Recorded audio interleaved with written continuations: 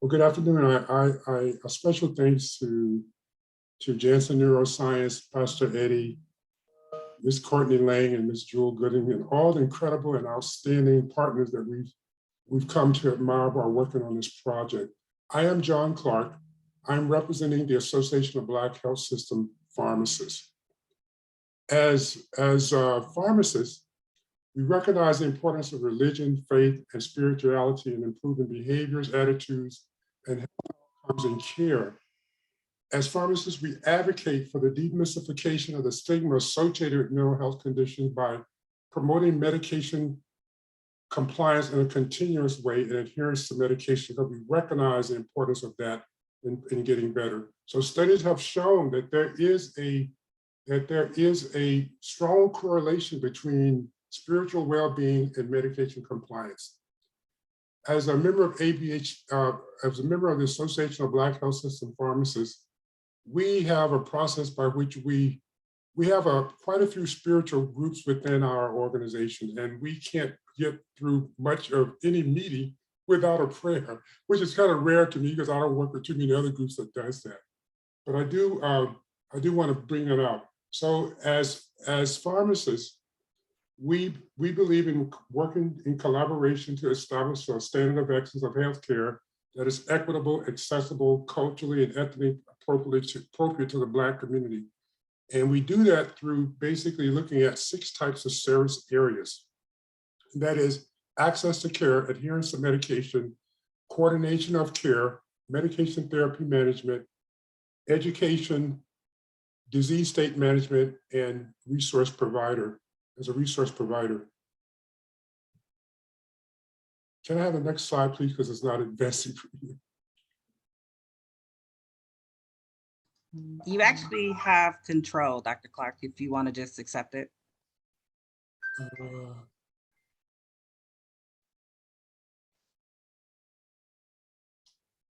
Or I can just go to the next slide for you. How about that? I want to go to the next slide. I seem to not be working.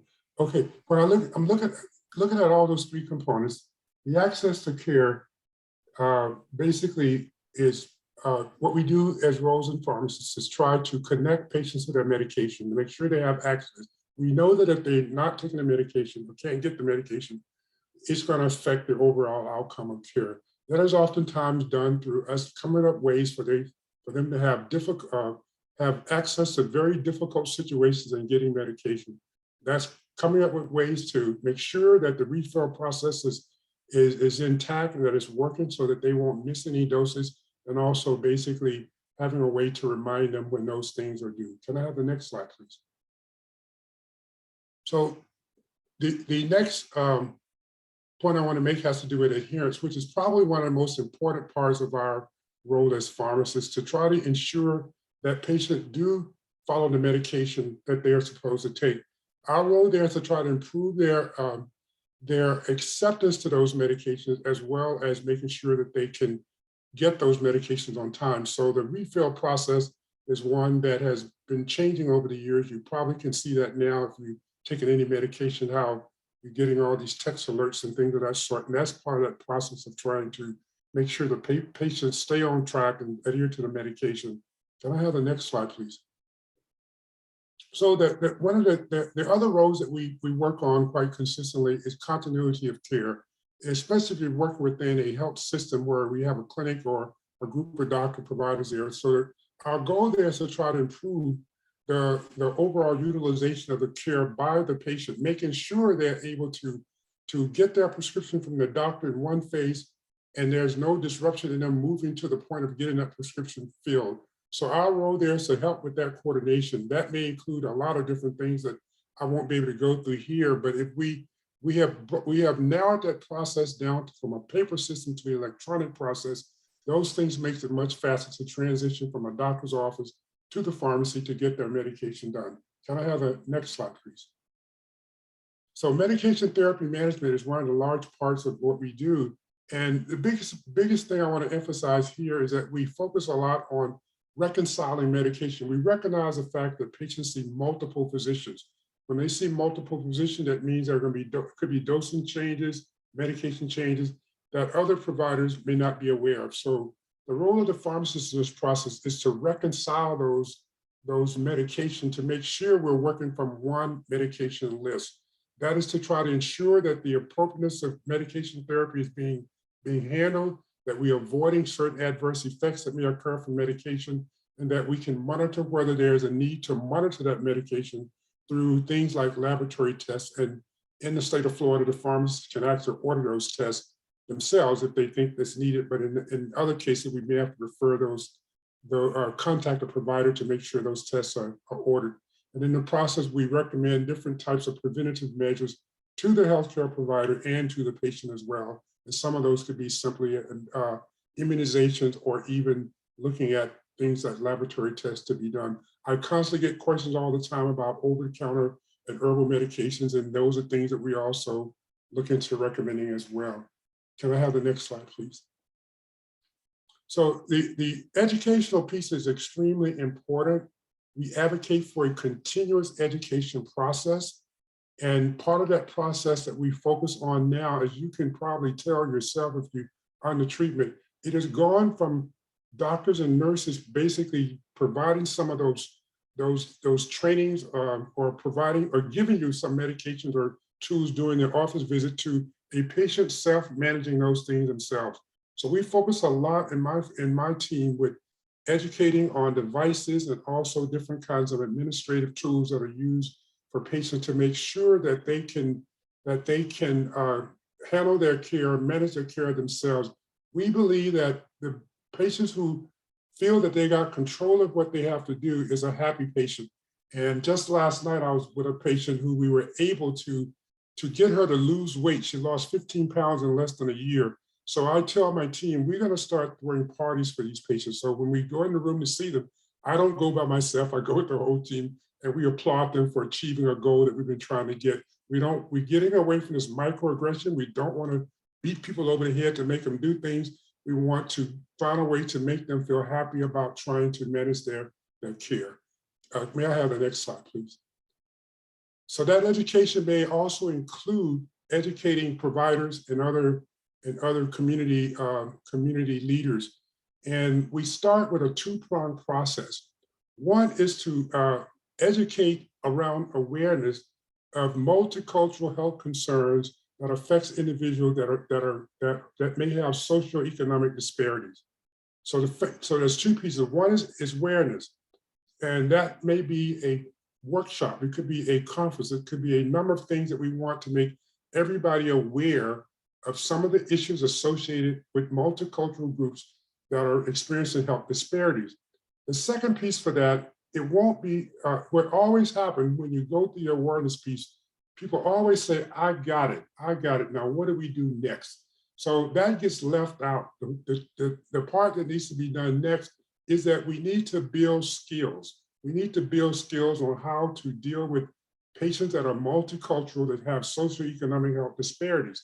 So we're working on that now. That's a piece that we haven't gotten good at, but we got to get to a point where we are building skills, not only from the practitioner side, but even from the student side, so that once they learn how to once they acquire these skills, they apply that as they go into practice, and that process begin to continue to build from the student to the practitioner so that we can address those concerns. Can I have the next slide, please?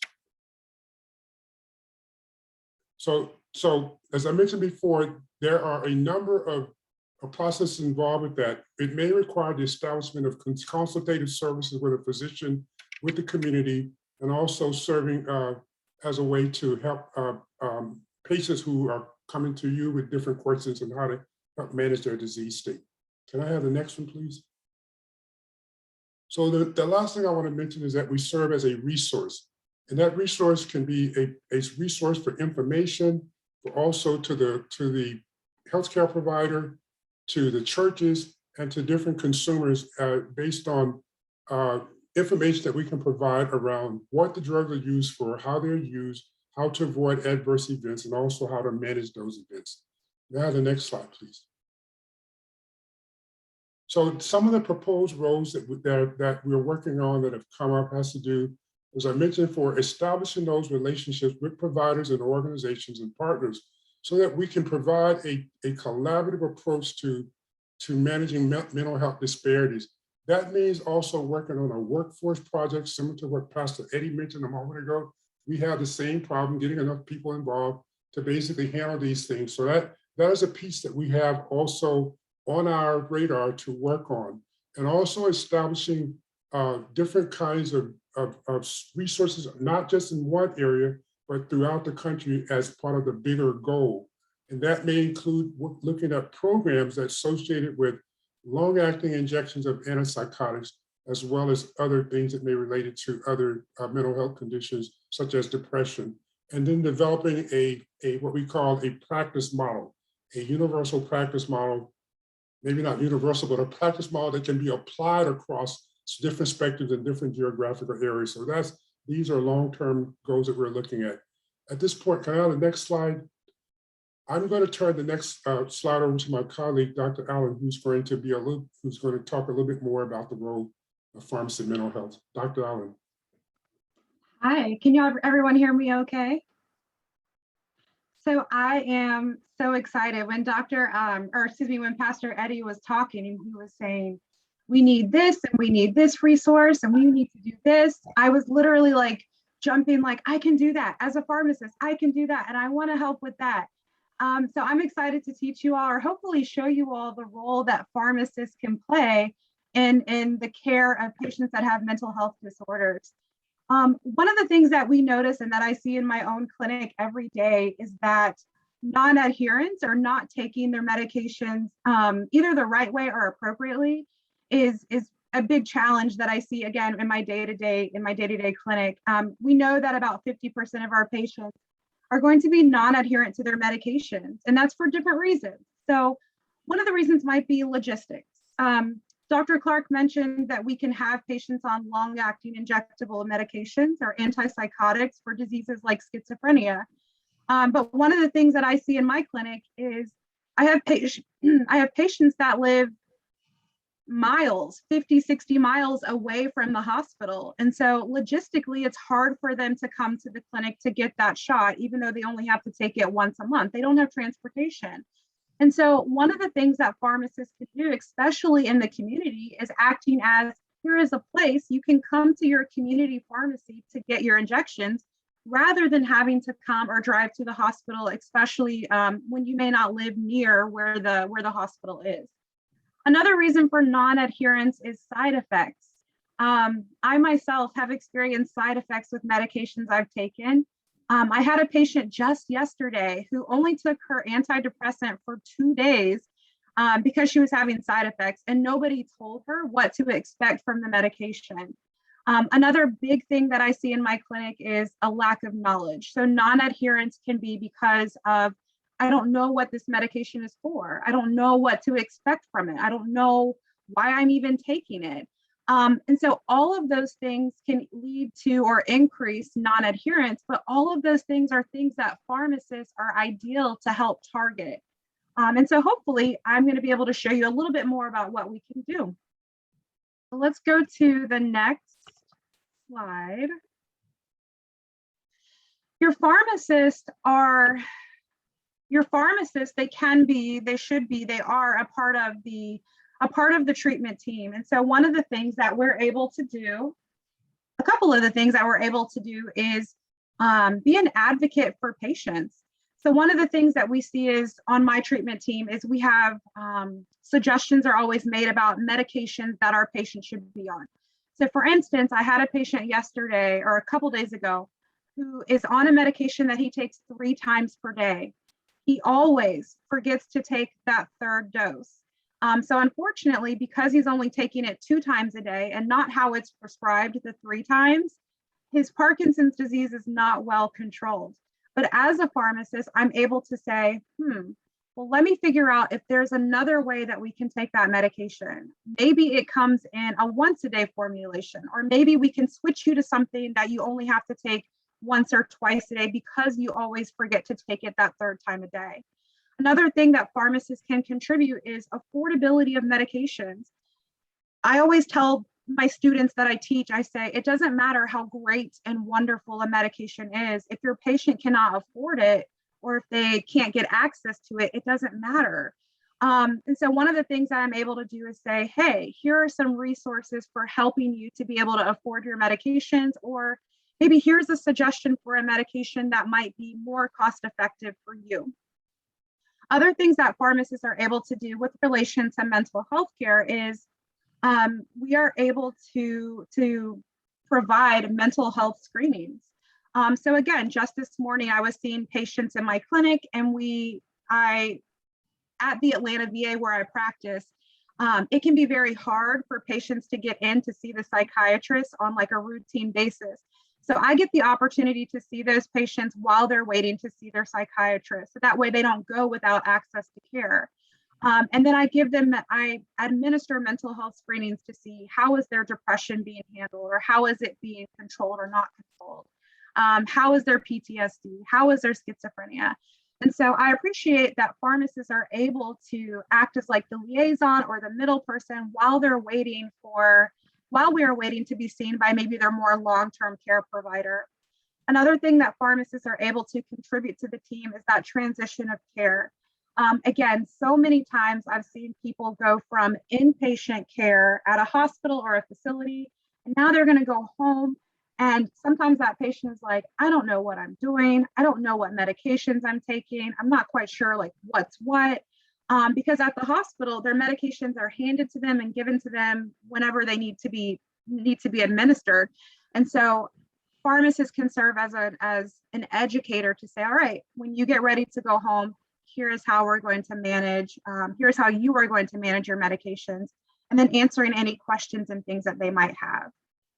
And so the next slide, what I hope that you all will realize is that, especially because of this pandemic that's happened, we have seen the need for mental health care has increased significantly. But unfortunately, the time it takes to get into mental health appointments, some providers are not taking new patients. Sometimes, again, like in my hospital, our psychiatrists have a patient load of 300 and 400 patients each. So it can be months before you get an appointment. I appreciate that pharmacists, what I hope that you all will take away from this is that pharmacists can serve as that liaison, or can serve as that provider so that patients do not have a lack of care, a lack of access to care.